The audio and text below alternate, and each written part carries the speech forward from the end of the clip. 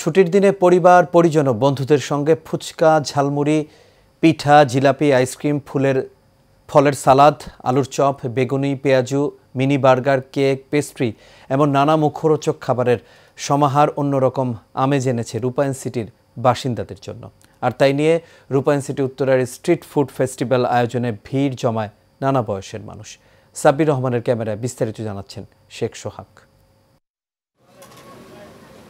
শুক্রবার থেকে 2 দিন ব্যাপী স্ট্রিট ফুড ফেয়ার শুরু হয়েছে রূপায়ণ সিটি উত্তরায় ম্যাজেস্টিক পেরিফেরাল রোডে। মেলায় লেবু, পুদিনা, আদা, মাল্টা, লেবু, কফি ও বিভিন্ন পিঠা পণ্ডব, চায়ের পাশাপাশি রয়েছে চলতি পথে পাওয়া রকমারি খাবার। উদ্যোক্তারা বলেন, এখানকার সবুজ, খোলামেলা পরিবেশ, পরিচ্ছন্নতা সবকিছু মিলিয়ে গতবারের মেলা সাড়া পাওয়ায় এবার এসেছে তারা। অনুষ্ঠান শুরু থেকে লাস্ট পর্যন্ত আমার ভালোই লাগছে, সবাই আসছে, ঘুরছে, খাচ্ছে, ভালোই লাগছে। রূপায়ণ সিটিতে এখানে যারা আছে ওনারা আসে, কেনাকাটা করে, খাওয়া দাওয়া করে, আমরাও বেচা কেনা করে আনন্দিত সবাই। এখানে রেসপন্স মোটামুটি ভালো পাচ্ছি, পিঠার রেসপন্স ভালো পাচ্ছি।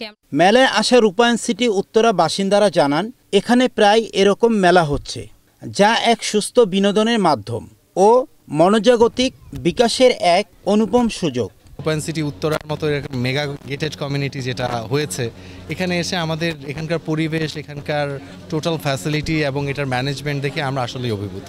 একই জায়গায় অনেক রকম স্ট্রিট ফুডের একটা সমারোহ, নানান রকম ভ্যারাইটিস পাওয়া যাচ্ছে, টেস্ট।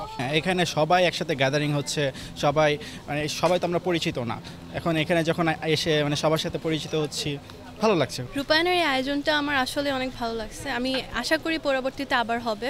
রূপায়ণ উত্তরা সিটি বসবাসরত বাসিন্দাদের জন্য এরকম আয়োজন এখানকার মানুষদের এক প্রকার মিলন মেলায় পরিণত হয়েছে, আর তাই এরকম আয়োজন নিয়মিত হওয়ার আশাবাদ প্রকাশ করেন তারা। শেখ সোহাগ, এশিয়ান টেলিভিশন, ঢাকা।